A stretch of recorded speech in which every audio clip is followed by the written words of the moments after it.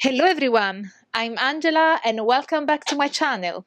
Today I have a special video for you. I have here on my channel Rune Hjarnø. Have I pronounced it right? Yes, that's fine. Okay. Rune is a Danish anthropologist of religion. He got awarded his PhD at Uppsala University in Sweden. He has lived and worked in many countries around the world. His research has mostly focused on Afro-Atlantic religions, particularly Brazilian candomblé. Now he works on looking at the Nordic history of religions as a rejected form of animistic knowledge. Rune is also one of my patrons on Patreon, so thank you for that. You're welcome. And I really thank you for honoring me with your pledge. Plus, he's got his own fantastic YouTube channel, which you absolutely have to check out, and I will link a card here linking to Rune's channel, so go and check him out. So, hello Rune. Hey Angela, thanks a lot for inviting me to your channel. I've really been enjoying it. You're following your work there. Oh, thank you very much. Yeah, today Rune will tackle two important topics, animism and eco-activism. What is animism and how does it manifest? Yeah, well, it's a long story, really. If you look at it from the sort of the scientific point of view, then there's a quite early trend in anthropology when you look at religion to see animism as a kind of a fundamental form of religion that other religions are sort of developed from.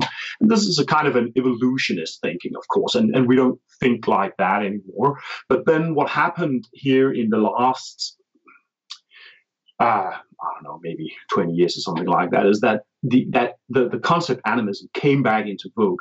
Particularly the British scholar Graham Harvey coined the concept new animism, new animist theory, which is a way of looking at animism that builds on specific anthropologists and so on,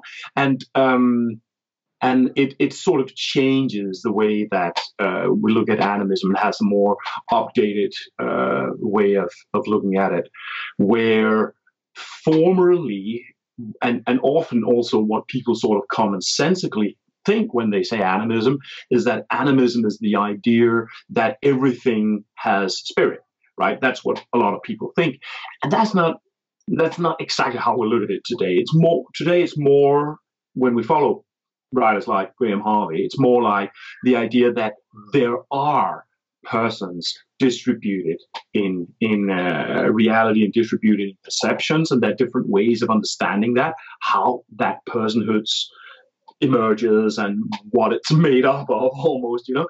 But there are persons, only some of whom are human. This is Graham Harvey's definition. There are persons, only some of whom are human, but all of whom deserve respect. And what Harvey then focuses on is that this idea of respect is very fundamental to animist cultures, or cultures where animism is really strong. But this is still sort of a focus on animism as you could almost say a belief system, or typically as religious ideas that you find perhaps among indigenous peoples and so on. But in fact, the ideas of animism can be understood from the point of view of scholarship, can be understood in wider ways. I mean, is it really animism when we read in the newspapers that the coronavirus is ravaging in France or something like that? Because the coronavirus is not a person, it's not ravaging, it's not a subject that is what you might say, we make it into a subjective thing. Is that also a form of animism? We can open any newspaper and you can find meteorological phenomena or economic structures in headlines that are said to be acting as if they were persons. So this is just one example. Is it an animism when we shout at our printer, who's always dysfunctional, the night before the deadline, right? Is that also a kind of animism? Perhaps it is, you know. Is it animism when conspiracy theorists, they look at something in the world and then they ascribe it motivation and personhood by creating a myth about clandestine groups of people who are making these and these things happen? Perhaps that's also, in a sense, a kind of animism. So animism can be understood, and now I'm talking from the scholarly perception, it can be understood and it can be used as an analytical tool to understand a lot of different things. Yeah. And so basically, animism is believing that everything is populated by other than human people and interacting with them. Is that right? I wouldn't say everything, because when we say that, when we say everything is inhabited by other than human people, then I think we're making a little bit too strict of a rule. And I think the reality of it is that when you go and if you visit people with strong animist ways of or knowledge forms, then what you often find is that there's specific kinds of person that inhabit their reality. And it's not necessarily every single tree and every single plant and every single bird that are perceived as in this very personal way. Often it'll be like these birds or these trees. Like, for instance, in Northern Europe, elder trees, for some reason, has been really important. And there's all these kind of folkloric ideas about elder trees and the beings that inhabit elder trees. I imagine it's the same in England, but certainly in Germany and southern Scandinavia. And this is a kind of a contextual thing. Specific contexts have specific social structures. That's the way it is between human beings, right? You know, Irish people live in different social structures than Yanomamo people in the central Amazon, right? So, and in the same way that these animism is the idea that we are socially entangled with different kinds of personhood. So they're differently structured in different contexts. Did that make sense? Yeah, it absolutely did. Did you study animism in one specific context, like in one specific country and in a specific religion? Well, yeah, well, you could say that I used animism in my way of understanding, particularly Afro-descendant religions. That I did my research, my PhD research on the Afro-Brazilian religion called Candomblé, and when you, for instance, analyze how these deities are, how they are brought into being, because that's really what these people are doing. They're bringing deities into being. The deities are real, but they're also brought into being by humans. That's the sort of, for many Europeans or Euro-descendants, I think that is somehow very paradoxical. But for many people with ancestry in West Africa, it's a very natural and logic thing, actually, that we create deities, but they're also somehow real and affect us. And anyway, when you take animism and you look at, I think you can take animism, you can look at those processes. Those, in my research, I call it dividuation. Those processes that secrete deities into being by different ritual technologies and so on. How do you call it in your research? Dividuation. I had this concept primarily from this Israeli scholar called Noé David, who has written a very nice article called Animism Revisited. And she talks about how subjectivity is really predicated on relation. And our subjectivity is really much more than an individuality, something that is secluded inside our modern bounded self. It is a dividuality, something that emerges in our relation with each other. So she, is it herself or does she quote somebody else from saying, "I relate, therefore I am"? point being in relation to animism that when you're producing when you are bringing into being spirits and deities, this often happens in rituals of engagement.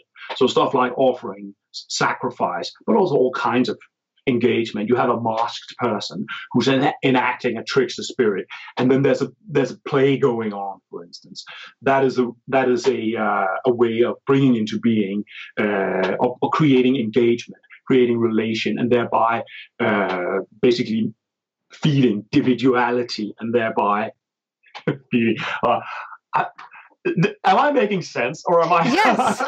Okay, you good, are. Good. I'm always a little bit afraid of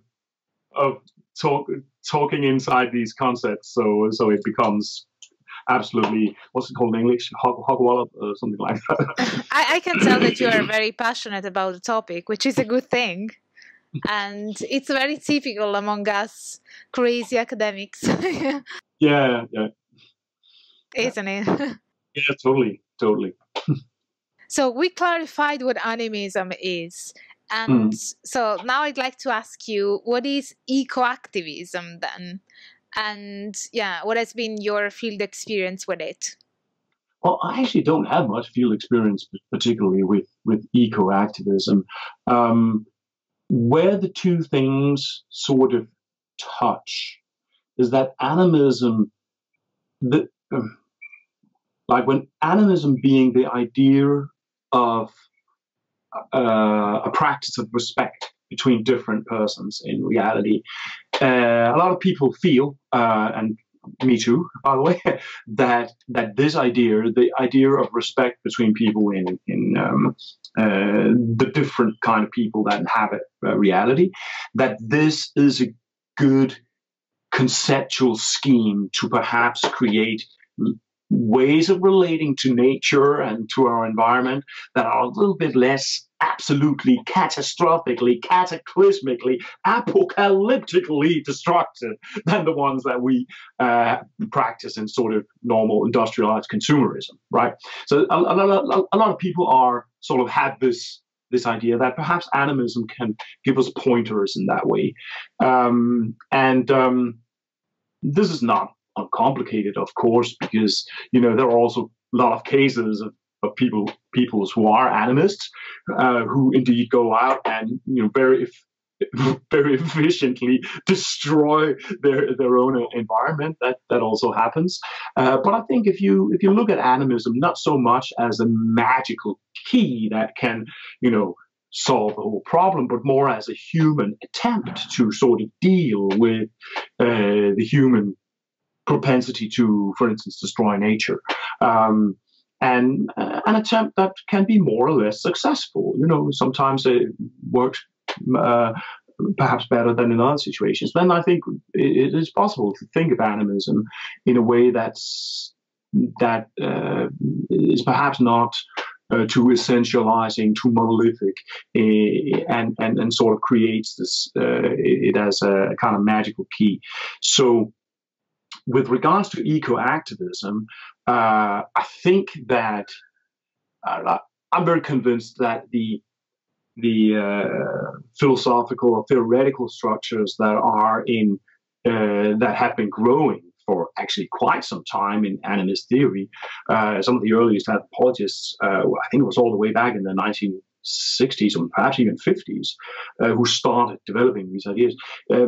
It's been around for quite some time, and I think that it's going to be in the coming decade. We're probably going to see a very strong rise in these ways of thinking about the world, where, for instance, we're already seeing examples that people are granting legal personhood to a river. So, and perhaps we're going to see similar things happen with ecosystems that people are going to start legally treating ecosystems as actual communities, and perhaps specific landscapes or animals might be given legal personhoods. So this is an example of where a kind of eco-animism actually goes in and changes something.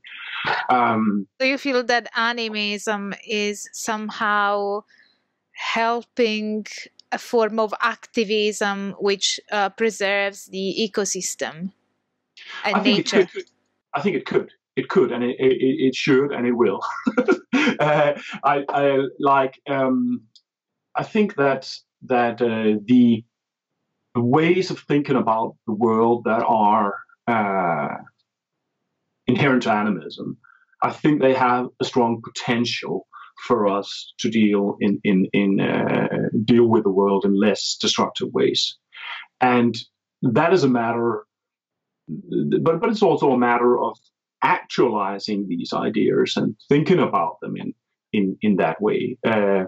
If you look at how many indigenous scholars, when they practice indigenous studies and they look at their own knowledge tradition, they tend to actually see their own knowledge traditions as less environmentally destructive than settler industrialism, and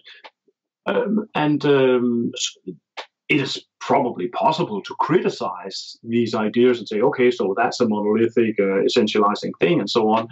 But people are also allowed to create their essentializations of their own knowledge, of course, and part of what I'm sort of suggesting is that why don't we do the same ourselves? And when I say ourselves, I mean as majority populations. Why don't we look at our own cultural history and basically try to consider where are the eco-animist content in our own cultural history? And from what I've experienced from looking at Scandinavian cultural history is that there's a surprising amount, actually, of these very animist ideas that it's as if you just scratch the surface a little bit, and then you find these, and like really iconic examples of animism. For instance, in Scandinavia, people used to actually apologize to animals before butchering them. So that's lovely.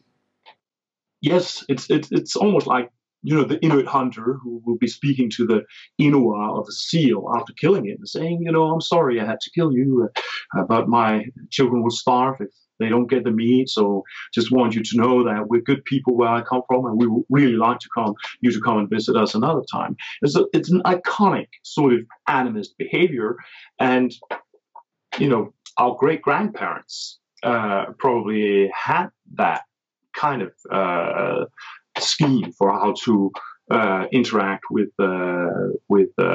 other people. In this case, people you eat, right? But so yeah, but if in animism, even like plants are considered animated, then even when you are eating a carrot, you are eating a person somehow. So you should also apologize to the carrot, shouldn't you? Perhaps. Well, as I said, I'm not sure it would be that systemic, because what you actually see is that plants are often animated or dividuated as deities, actually. So you have stuff like a Maya corn deity, maize deity is from the Maya indigenous people in Guatemala and Mexico, right? And then people will actually worship that plant as a god because it gives them life. So there's a very important relating to that particular organism.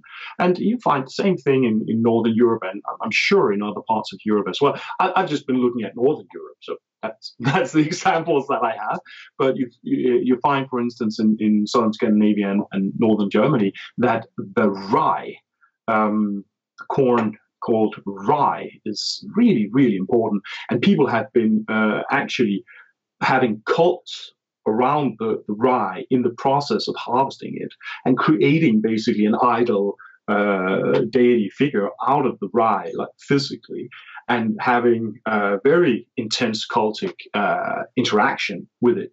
There are even cases where this kind of corn deity would be brought into the woman of the house, and she would have a symbolic ritual intercourse with the rye god, and then the rye god would be made into a bread, which would then be ritually born and stuff like very intense ways of creating relation between the rye and, in this case, the woman of a big farm. This is extremely interesting, and also reminds me of the pagan Sabbath Lughnasadh or Lammas, which occurs on the 1st of August. And they normally tend to incorporate these European rituals and traditions regarding worshipping a grain god, basically, that, yeah. And people interact with it, or just it gets dismembered to feed the people.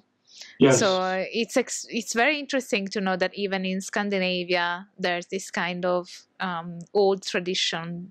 Yeah. And is it still going on? I mean, do people still do that, or is it just an historic thing that used to happen? I don't think people still do this. Not that I know of. Not even pagans. Not even pagans like new. Nah, I don't think anybody do that.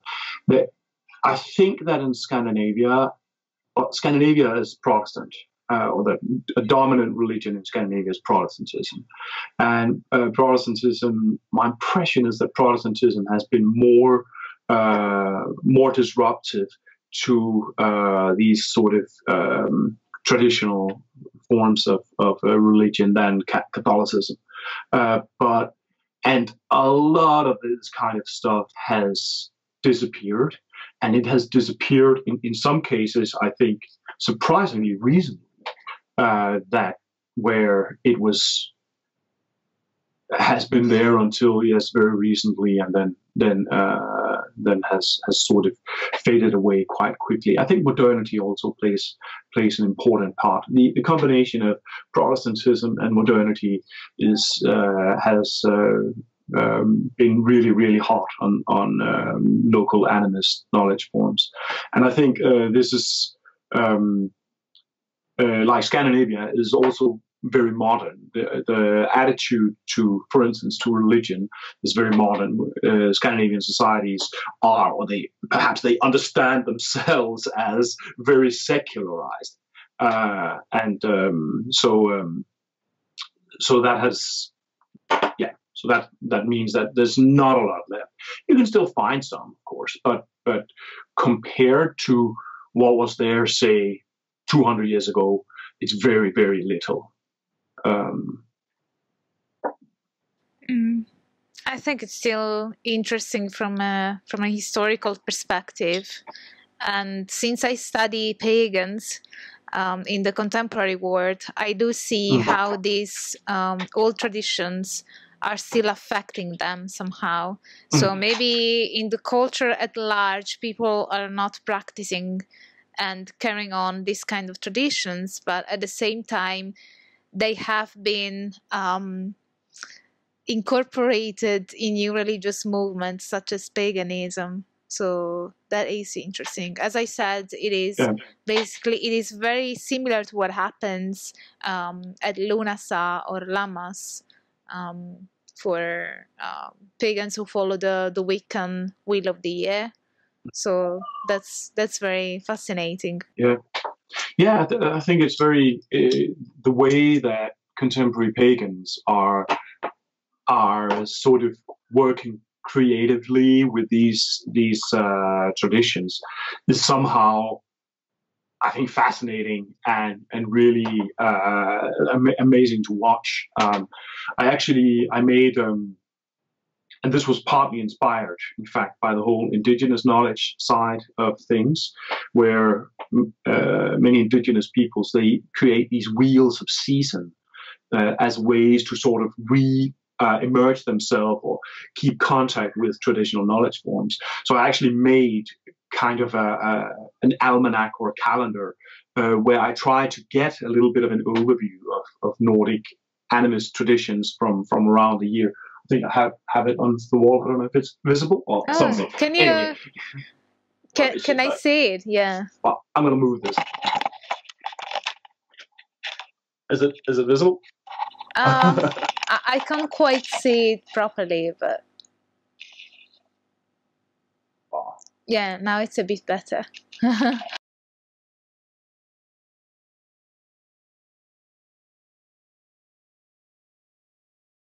Anyway, that was just an attempt to sort of make people aware of, and also make the new pagans aware of all these wonderful traditions, because my my impression was that there was so much material that they weren't aware of, and that I just felt like a lot of people were thinking that back in the day people probably spent all their life brewing sacred beer and having ritual sex on Bronze Age rock carvings and dancing around in the meadows with flowers.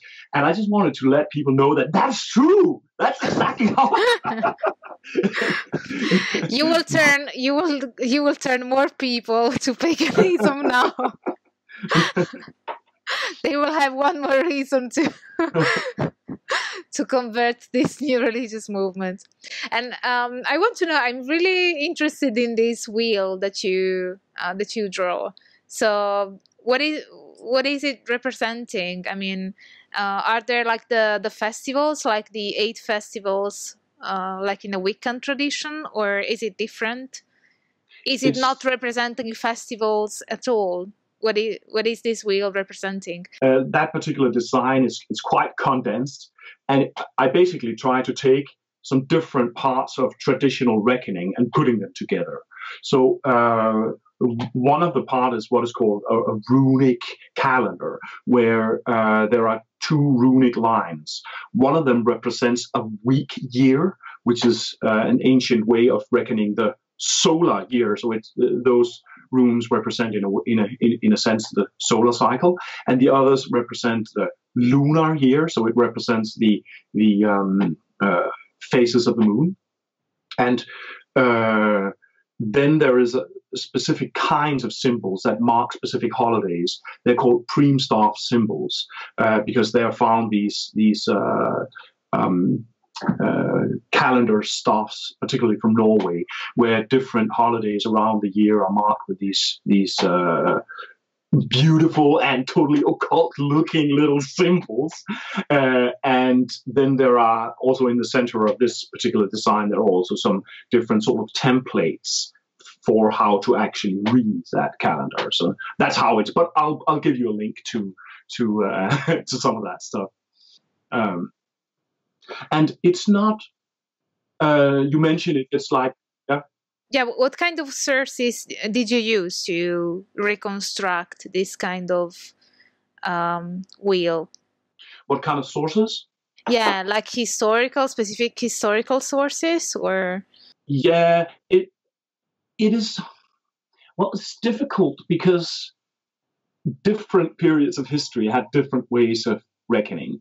So I basically just wanted to say, okay, if I wanted to sort of communicate some of this traditional animist knowledge to people, then I have to sort of look through history a little bit and sort of kind of take out the animist parts and say, okay, so this is an example of North European animism, and but that also means that it goes through different parts, and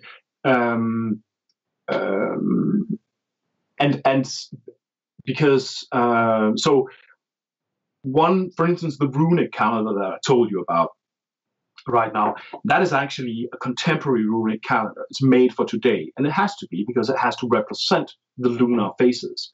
If you just take a lunar calendar from the Middle Ages, take it off and look at it today, then it won't work. It would just be mumbo jumbo, because the rune that's supposed to represent the new moon in a given year, like for instance now 2020, will not actually be on the new moon. It will be in a different place because there's some imprecisions in how the whole thing works.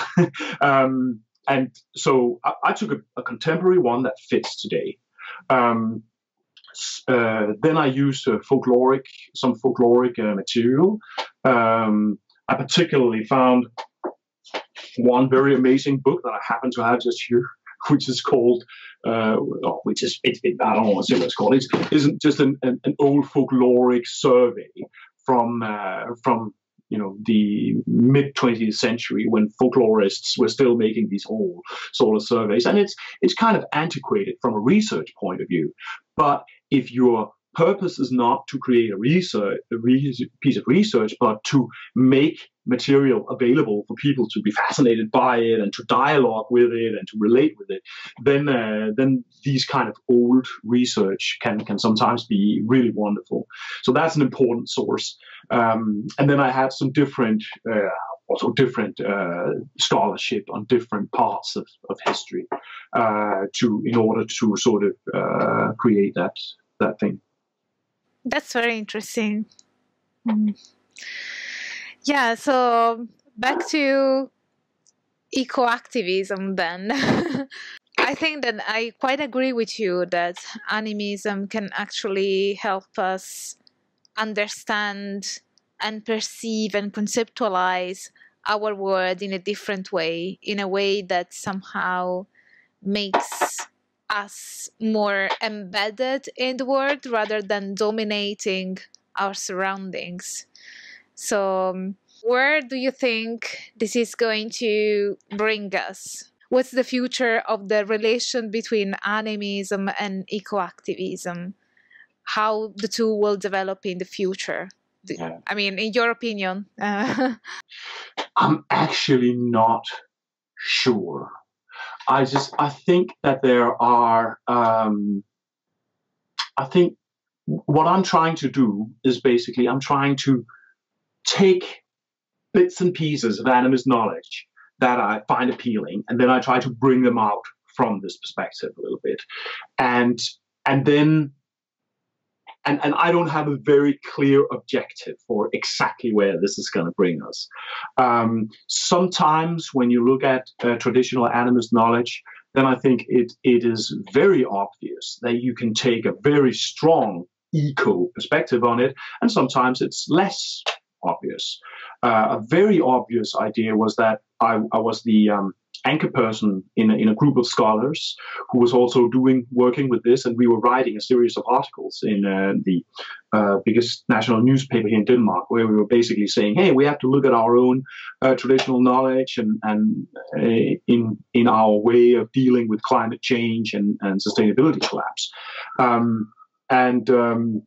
In one of these articles, we were actually dealing with a pre-Christian heathen myth of the Ragnarok. And when you look at the myth of the Ragnarok, they're very strong analytical positions, I think, that see the Ragnarok as a reaction actually to climate weighting that had happened in the centuries before and around the time of the composition of this poem. So the poem represents a collapse of the world as a from medieval Iron Age people's perspective, but people who actually experienced a very, very radical climate change. What happened in Scandinavia in, I think it was the 6th century, was that there was a cooling. There was a cooling of the climate because there was some global cooling. Actually, it just hit Northern Europe very, very hard, and you find areas in Norway where like 90% of human activity disappears. Half the population of Sweden disappeared, and that must have been a very, very violent and catastrophic and human, cataclysm of incredible dimensions. And this myth, the Ragnarok, that represents, many people think, a kind of a mythological reflection on the human consequences of climate change. And so that is a very direct, sort of climate change voice. It actually probably speaks about climate change. It speaks about it in a different time, of course, but that's what prophecies are. They emerge in some time, and often they emerge retrospectively. They emerge at some point where somebody is back projecting somebody who foresaw something that's actually happening when the prophecy is being made, right? They sort of emerge in this play with time, and but then their relevance re-emerge down through time.